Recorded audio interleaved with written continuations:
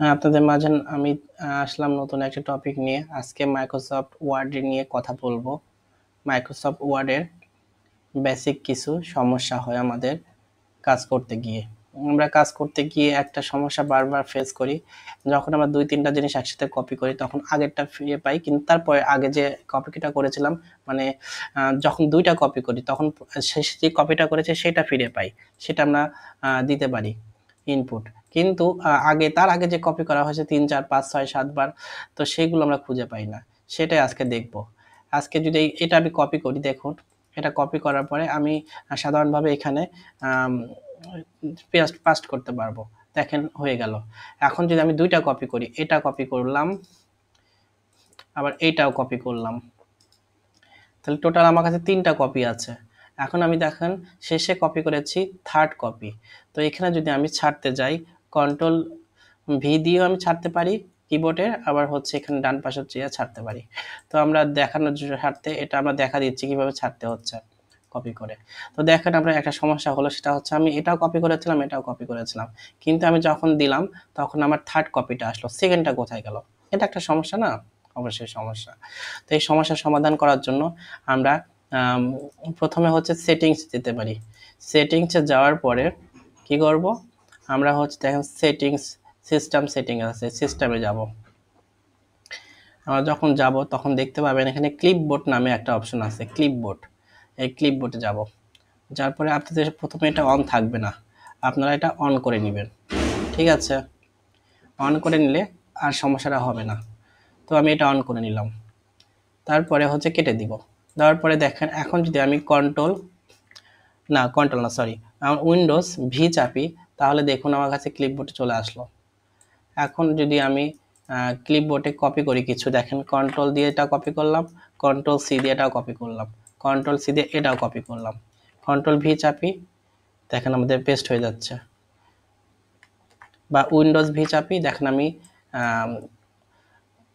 Windows V চাপলে আগে copy যেগুলো করেছিলাম সবগুলো কপি দেখতে পাচ্ছি। একটা এখন সমাধানের জন্য একটা ভালো প্রসেস না, এটা একটা ভালো বুদ্ধি। আপনারা যতটাই কপি করেন, আমি যদি সবগুলো একসাথে কপি করি, দেখেন সবগুলো একসাথে কপি করলাম। এখন যদি আমি উইন্ডোজ ভি চাপি, এখানে একটা লাইন দিয়ে দিলাম, তাহলে বুঝতে সুবিধা হবে নি।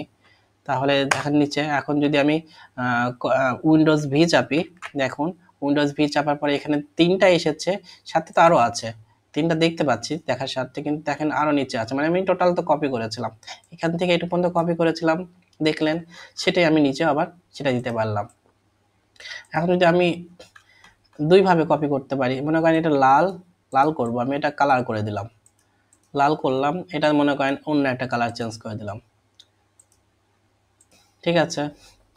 এইটা একটু কালার চেঞ্জ করে দিই, তাহলে বুঝতে আপনাদের আরও সুবিধা হবে নি। দিতে পারি, এটা মনে করেন দিয়ে দিলাম। আচ্ছা, বেশি কপি হয়ে গেছিলো, এখানে লাল হবে।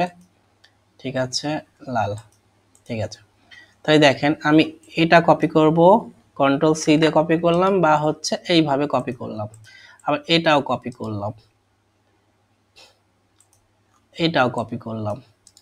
এখন দেখেন যখন আমি এখানে ছাড়বো, ধরেন যে এখানে ছাড়বো, তখন আমি আমি যদি উইন্ডোজ ভি চাপি, তাহলে আমি দেখেন সবগুলো দেখতে পাচ্ছি এবং সাথে কালার সহ চলে এসেছে। আবার যদি কন্ট্রোল ভি চাপি, দেখেন আগেরটা তো কপি করেছিলাম, এটা দেখেন চলে আসছে। ধরেন যে এইটাই কপি করলাম, এখানে এসে ছেড়ে দিলাম, দেখছেন দুটো চলে আসছে, লাল এবং হচ্ছে নীল কালারে যেটা আছে। তো এইভাবেই আমরা কাজ করতে পারি শর্টকাট। এবং আমি আরেকটা সফটওয়্যার ইউজ করি, আপনাদের সেটাও দেখাই দিচ্ছি। এটা হচ্ছে ডিটো। ডিটো সফটওয়্যারটাও আপনি কাজ করাইতে পারেন। এটা আপনি প্লে স্টোরে বলতে গুগলে পেয়ে যাবেন। গুগলে এসে যদি সার্চ দেন DITTO, আপনি পেয়ে যাবেন পিসির জন্য। এইটা এটা হচ্ছে একটা ফ্রি সফটওয়্যার, আপনারা ডাউনলোড দিবেন এবং ব্যবহার করবেন। এটা অনেক ভালো, আপনি কপি করলে সবগুলো ফিরে পাবেন, ক্লিপবোর্ডটি কাজ করবে এখানে।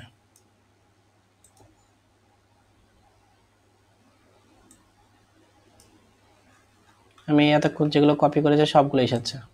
এই সেই সফটওয়্যার, এই সফটওয়্যার অ্যাপ্লিকেশনটা আপনারা ইনস্টল দিয়ে নেবেন, তাহলে আরও সুবিধা হবে আপনাদের কাজ করতে। জাস্ট ক্লিক করলেই দেখতে পাবেন। থ্যাংক ইউ সো মাচ ভিডিওটা শেষ পর্যন্ত দেখার জন্য। নতুন নতুন টপিক নিয়ে আমি আবার আসবো আপনাদের মাঝে। সেই পর্যন্ত ভালো থাকবেন।